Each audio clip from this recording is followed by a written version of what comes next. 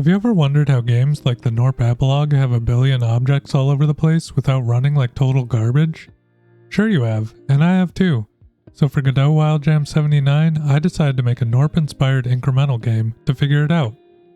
The theme for the jam was growing, which sounded perfect for an incremental game. I decided to make a game about growing a mushroom colony that grows more and more mushroom spores to appease the mush lord. So let's dive into how the game was made and how it reviewed and ranked in the game jam. The first couple of days I worked on implementing the core gameplay loop. I wanted the game to be Gnorp epilogue inspired, but I guess I wasn't feeling super creative during this jam, because it ended up being a straight Gnorp clone. The game starts as an active game where you manually click the seed pile and then hover the mouse over the spawn seeds to move them over to the growing area. Then that spawns spores that you mouse over to send them to the mush lord to increase your spore count. None of this was implemented in a super fancy way. The seeds and spores that spawn are just sprites with an area 2D over them, so they have a signal for mouse clicked and mouse entered to make them move around. I opted for just implementing the movement with adjusting the sprite's position every frame, rather than using any of the physics nodes, because I didn't need any super complex physics going on in the game.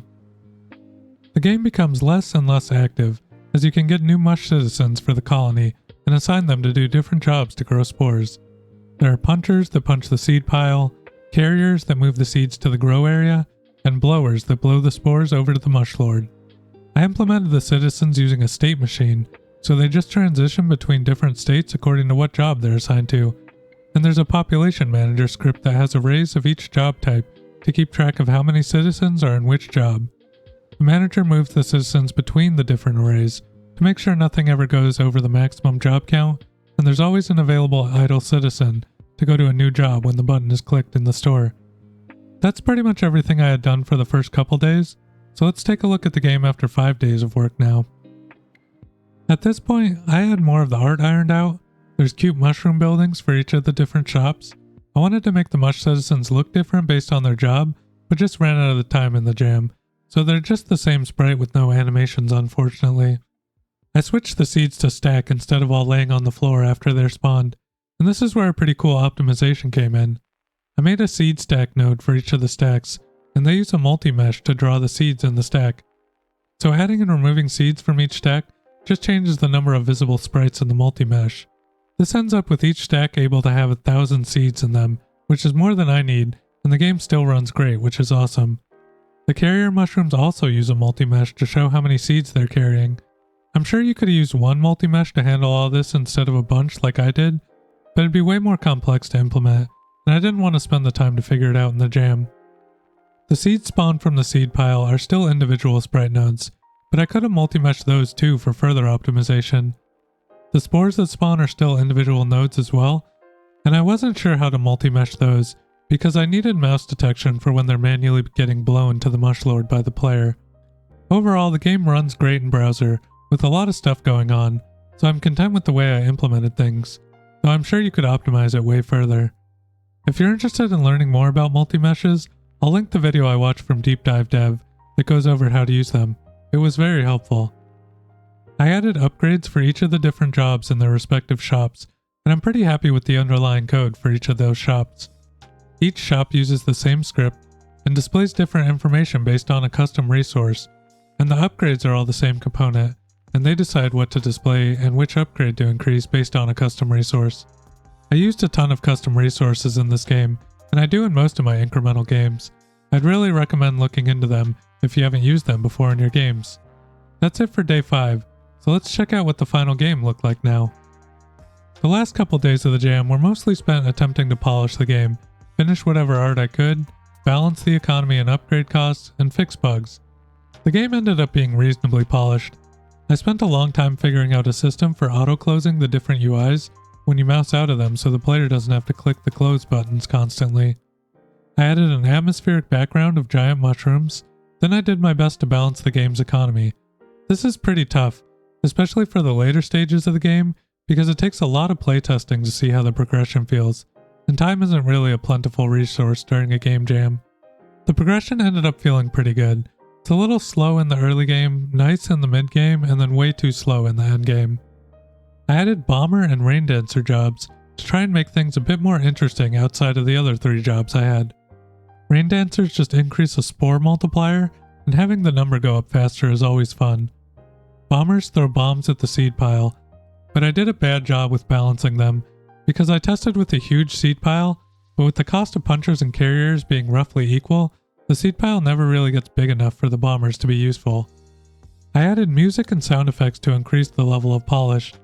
The music I found is nice and ambient, and it's a crazy long song so it doesn't get annoying as it's a game designed to be played for a pretty long session if the player's enjoying the gameplay loop. The sound effects are okay, but I really should have made the spore collecting sound change its pitch when you collect a lot of them, to increase the dopamine levels of collecting a lot of spores. Overall, I was pretty happy with how the game came out.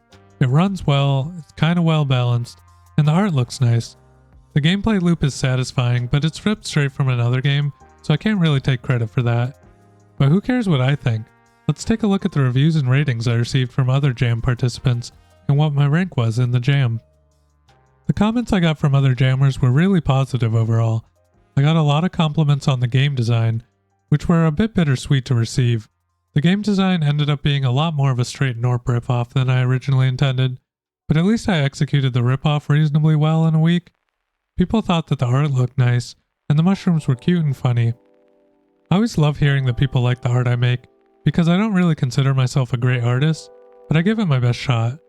Most people like the balance, but some thought it was too slow in the beginning, which is fair. I think I should have let people get the automation going a bit faster. I got a lot of comments on people liking the sound, which is cool. Even though I don't make the music for my games, it still takes me a while to find something that fits the vibe of the game I made. As far as criticisms from other jammers, there were a few consistent ones. People really didn't like that when you purchase a new building, you start with 0 workers that can be assigned to that new job. This is something I really wish I would have caught before submitting, because it's such a simple fix, and it didn't occur to me how annoying it'd be. Some people thought the game was confusing due to a lack of tutorial. I really need to work on including better tutorials in my games. An interactive tutorial would have been great for this game. That's pretty much it for the consistent criticism I received. So it really felt like I got mostly positive feedback on the game, which was cool to see. The game actually got a lot of traffic from people outside the jam, because someone uploaded it to a site called Incremental DB. The game received way more downvotes than upvotes there, and the reviews are rough. People really don't like that it's a straight up Gnorp clone, and we're not happy that it's a pretty shallow experience.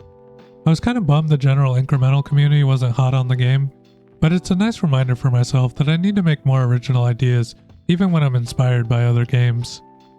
And for rankings, I did pretty well.